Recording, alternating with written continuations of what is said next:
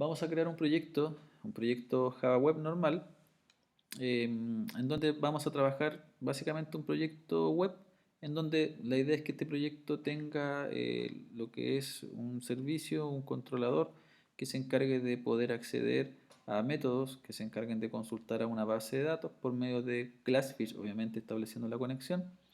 Y la idea es ocupar algún framework, por ejemplo JSF, Primeface y JPA. ¿Vale? Básicamente es un proyecto web. En algunos videos anteriores hay proyectos con Java EE, pero en realidad las últimas versiones de NetBeans y en relación con Glassfish han dado ciertos problemas, principalmente cuando se trabaja con este tipo de proyectos.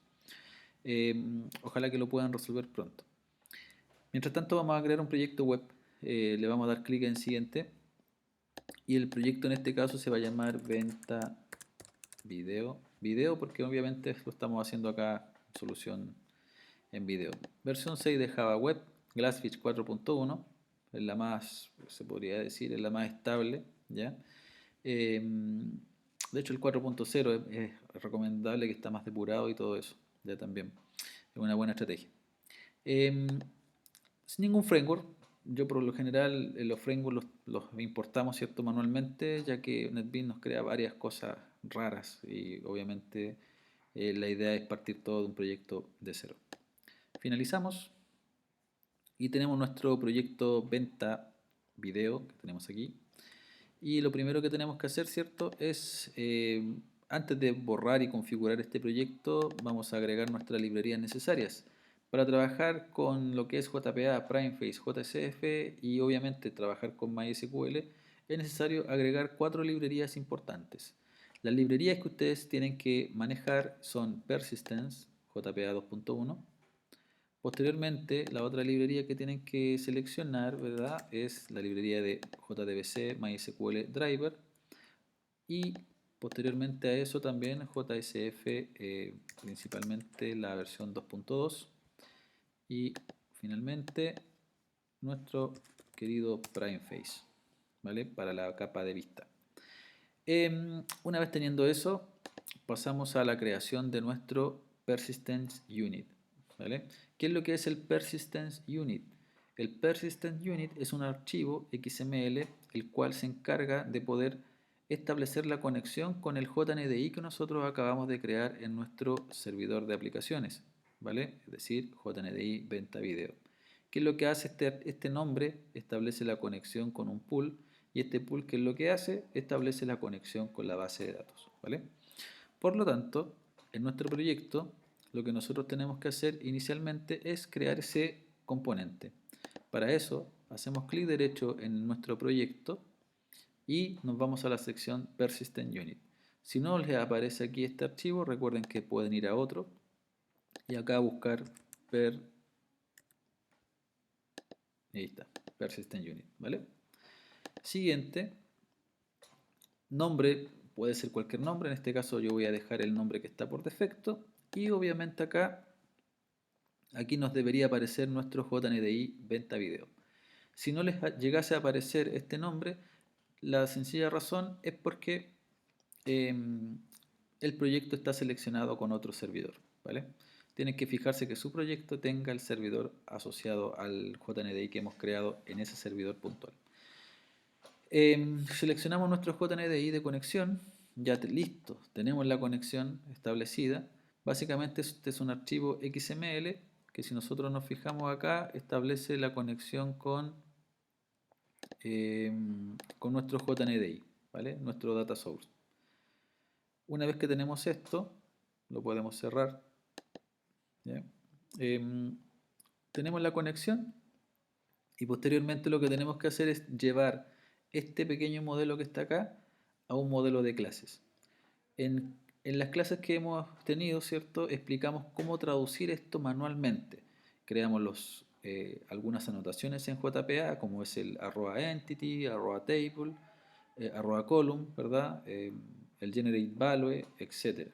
O sea, vimos varios elementos, el many to one, one to many, join column, etc. La idea de este proyecto y de este video es poder explicar que eso también NetBeans nos ayuda a poder realizar esto de una forma mucho más rápida obviamente ya sabemos cuál es el trabajo detrás de todo esto, ¿vale? Entonces lo ideal es que ustedes ganen tiempo con esto.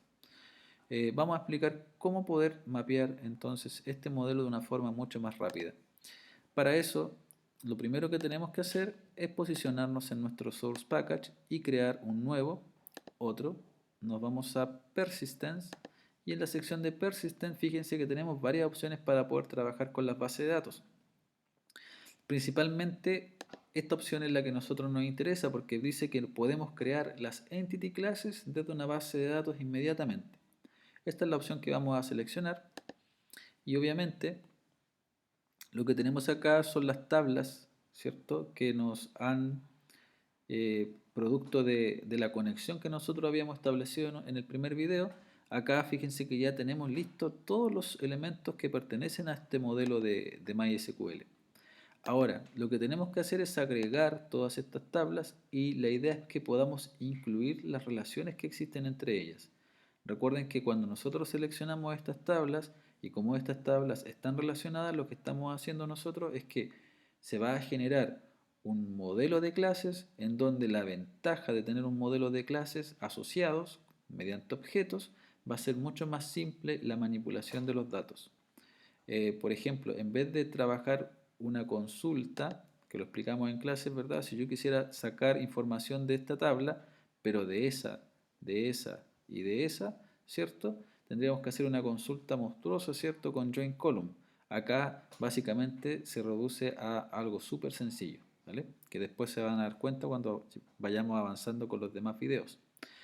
Una vez que hemos agregado las tablas, pinchamos en siguiente y acá nos da como el detalle. Si se fijan, nuestras tablas se llaman clientes, departamento, empleado, etcétera.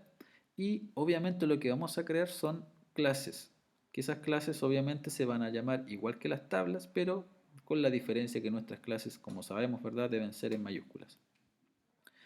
¿Qué package vamos a dejar todos estos elementos? En el cl.model, ¿vale?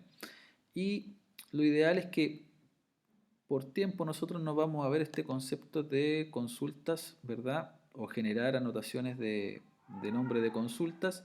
Por lo tanto, la desmarcamos esta opción, ¿vale? En el fondo va a generar harto código que en realidad no es necesario para lo que nosotros queremos. Luego de eso, en siguiente, pasamos a- a seleccionar, ¿cierto?, el tipo de asociación, que en este caso la dejamos por defecto, y el tipo de colección. El tipo de colección que nosotros vamos a definir en este caso, vamos a trabajar con listas. Cuando hicimos el mapeo manual, ¿verdad? Nos dimos cuenta de que utilizábamos siempre listas. Obviamente, lo único que hemos visto de colecciones en este caso es ese tipo de datos, ¿vale? Y esto de acá lo dejamos por defecto, ¿vale? Al finalizar, fíjense que se crea inmediatamente nuestro modelo de clases con cliente, departamento, empleado, producto y venta. ¿Qué tenemos que saber de esto? Algo muy simple. Por ejemplo, solamente voy a analizar el cliente. El cliente, al ser mapeado a Java y en JPA, básicamente es una relación que está asociada a la tabla venta y es una relación uno es a muchos. Por lo tanto, este cliente debiera tener una relación one to many, ¿vale? Por lo tanto, este cliente debería tener una lista de ventas, ¿vale? Si nosotros analizamos nuestro cliente, tenemos varias importaciones que estas se pueden dejar en una sola con un persistence punto asterisco. Y si nos fijamos, ¿verdad? El cliente, aquí tenemos una relación one to many en donde tenemos una lista de venta. Ahora, por otra parte, esta tabla o este atributo está asociado, ¿verdad?, a un root cliente. Ese root cliente, básicamente, lo que hace está asociado, si nos fijamos en el modelo, está asociado a ese root cliente, ¿vale? Pero ese root cliente al cual está asociado, y si nos fijamos, la venta tiene claves foráneas, ¿verdad? Que son esas que están ahí. El producto no tiene clave foránea, ¿verdad? ¿Quién más tiene clave foránea? El empleado, ¿cierto? O sea, venta y empleado tienen claves foráneas.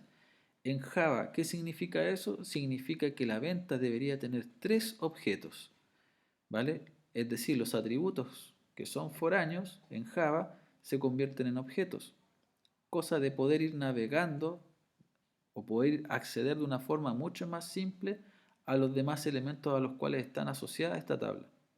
Por ejemplo, root cliente, en este caso es un varchar, ¿verdad? Pero si nosotros nos fijamos en la tabla venta, tenemos el atributo root cliente, ¿vale? Pero, en este caso, ¿dónde está? ¿Dónde está? ¿Dónde está? Aquí está. Root cliente, ¿qué es lo que es? Es un objeto cliente. Es decir, nosotros pensemos en Java, desde root cliente, como es un objeto, puedo acceder a toda la información del cliente, ¿vale? También, ¿qué es lo que tiene la venta? Un empleado, por lo tanto puedo acceder a toda la información del empleado. Y como el empleado tiene un departamento, también puedo saber de dónde viene ese empleado, ¿vale? Las consultas, insisto, van a ser mucho más simples, mucho más detalladas y obviamente lo vamos a tratar de explicar más adelante. Por el momento, esto es todo por este video. Solamente es el mapping, si se fijan es mucho más rápido, mucho más simple y espero que les sirva.